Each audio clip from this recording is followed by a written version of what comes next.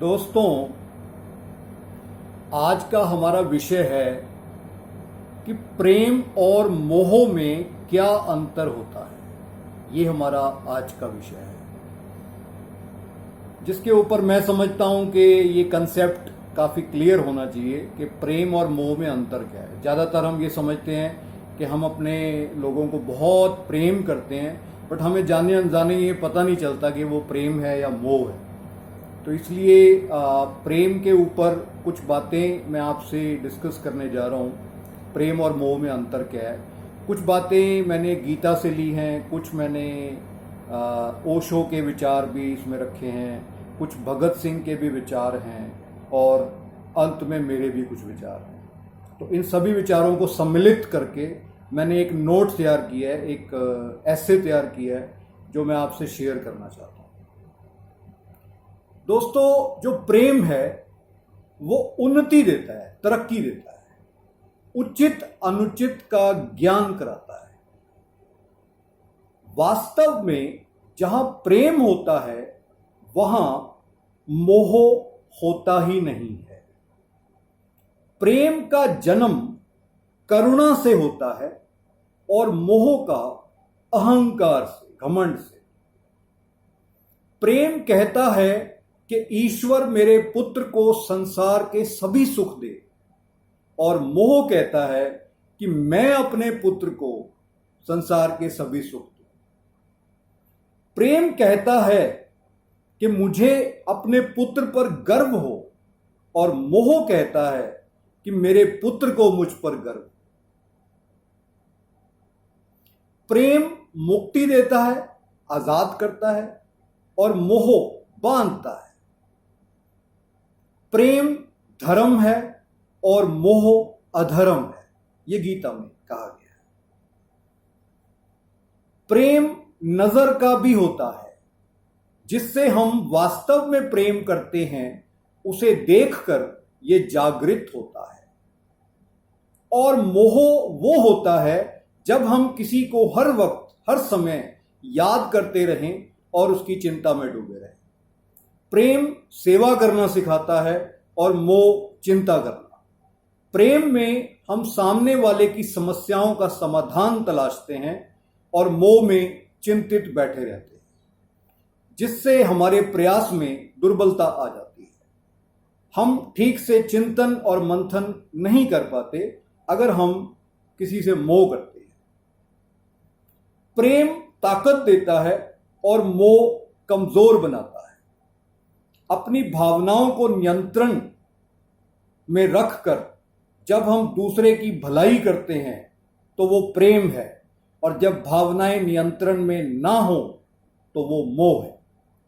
प्रेम इंसान के किरदार को बुलंदियों तक ले जाता है, बशर्ते प्रेम प्रेम हो, मोह नहीं।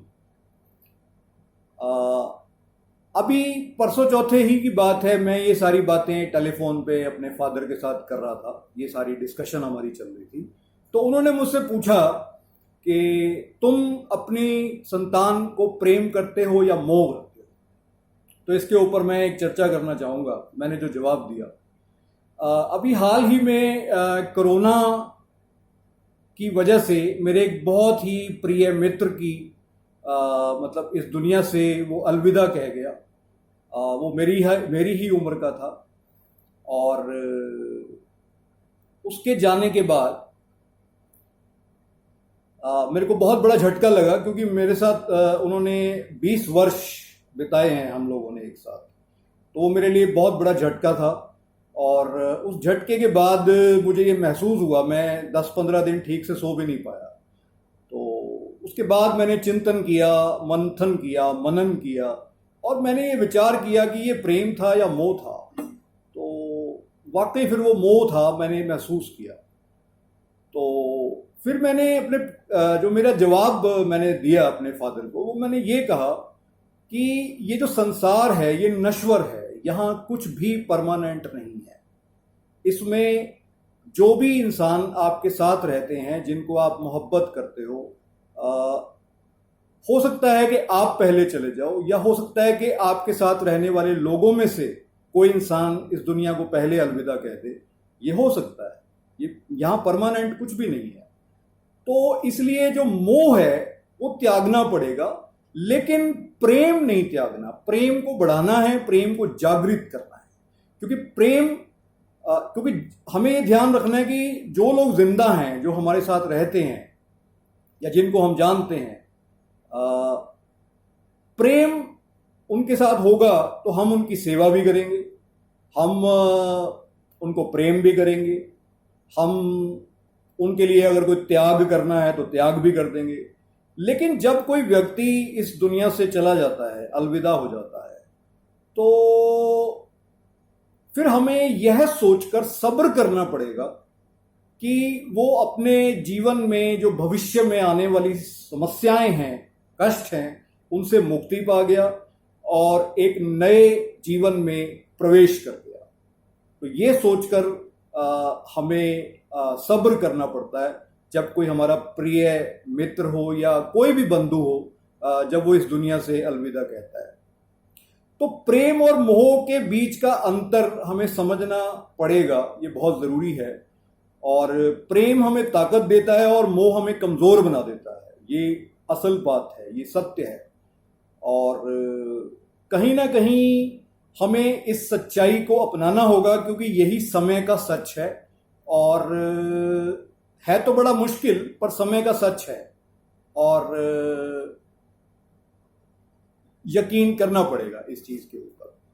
और कुछ मैं ये भी कहना चाहूंगा कि अगर हम प्रेम को अपनाएं और मोह को त्याग दें, तो हम अपना जीवन इस तरीके से जी सकते हैं कि हम जिंदा रहते हुए भी जीवन से मुक्त हो सकते हैं।